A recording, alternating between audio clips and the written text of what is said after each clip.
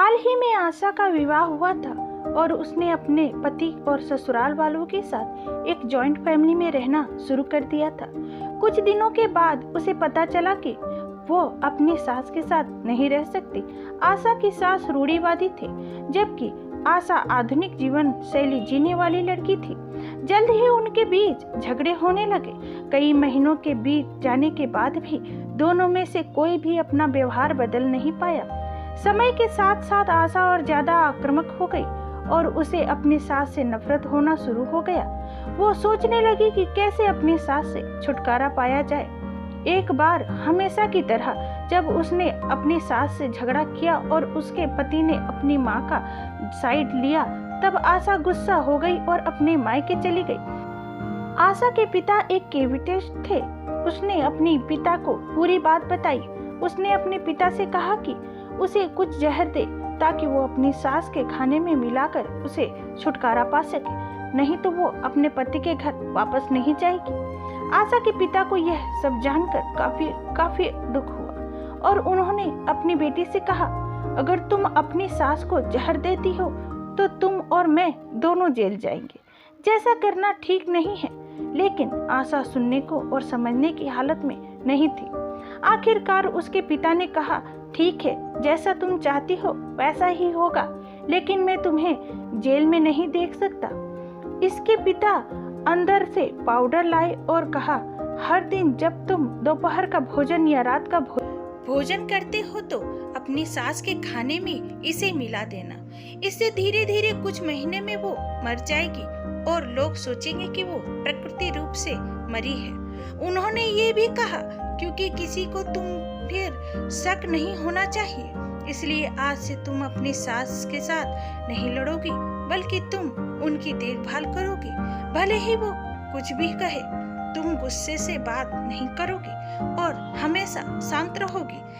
आशा सहमत हो गई और अपने ससुराल वापस आ गई और अपने पिता की सलाह के अनुसार उसके अपनी सास के खाने में पाउडर मिक्स करना शुरू कर दिया और बड़े ही प्यार के साथ बात करना शुरू कर दिया। समय बीतने के साथ साथ आशा की सास का नेचर भी बदलना शुरू हो गया, क्योंकि आशा अब अपनी सास की बहुत देखभाल करने लगी थी। इसलिए उसकी सास भी उसके प्रति विनम्र हो गई और प्यार से बात करने लगी। 5 महीने बीते गए और आशा खाने में पाउडर मिक्स कर रही थी, लेकिन अब घर का वातावरण बदल गया। कोई झगड़े नहीं थे, दोनों एक दूसरे की तारीफ करते।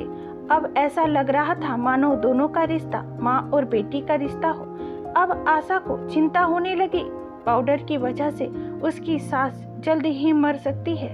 वो अपने पिता के घर पर गई और उन्होंने कहा, पिताजी, कृपया मुझे उस जहरीले पाउडर के प्रभाव को ठीक करने के लिए इलाज बताएं। मैं अपनी सास को खोना नहीं चाहती। वो मेरी माँ की तरह है और मैं उससे अब बहुत प्यार करती हूँ। उसके पिता मुस्कुराए और कहा, कौन सा जहर? मैंने तुम्हें तो बस एक हाजमे का पाउडर दिया था। आशा हैरान थी और उसने अपने पिता से पूछा कि उन्होंने ऐसा क्यों किया। पिता ने कहा, बेटा, अगर तुम किसी दूसरे इंसान से प्यार चाहते हो तो तुम्हें भी उसे प्यार देना होगा। रिश्ते एक गाड़ी की तरह होते हैं और हम उन पर लगे पहियों की तरह। जब तक सभी पहिए ठीक से आगे नहीं बढ़ेंगे, तब तक गाड़ी ठीक से नहीं चल सकती है। इसी बात का एहसास दिलाने के लिए मैंने ऐसा किया और तुम्हें अपनी सास के प्रति नम्र रहने को कहा। तुम्हारी अच्छाई देखकर उन्होंने भी अपने आप को बदलना और तुम्हें समझना शुरू कर दिया। तुम दोनों ने एक दूसरे के लिए अपने आप को बदलना, यही कारण है कि तुम अपनी सास के लिए आज मेरे पास भागते हुए आई हो। आशा अपने पिता की बात समझ चुकी है। हर इंसान अपनी परिस्थितियों का शिकार होता है।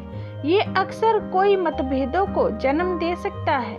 हालांकि हमें एक दूसरे को समझने की कोशिश करनी चाहिए और एक दूसरे के साथ एक स्वस्थ संबंध बनाने की थोड़ी अपने आप को भी बदलना चाहिए।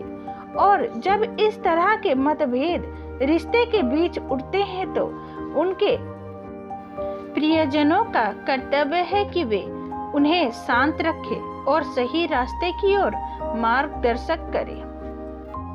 आशा करती हूँ दोस्तों ये प्रेरणादायक कहानी आप लोगों को अच्छी लगी होगी। अपनी राय कमेंट करके जरूर बताइएगा। चैनल पर नए आए हैं तो चैनल को सब्सक्राइब करना ना भूलिएगा। कहानी सुनने के लिए आप लोगों का बहुत बहुत धन्यवाद। इसी तरह अपना सपोर्ट बनाए रखिएगा। मिलते हैं अगली कहानी में।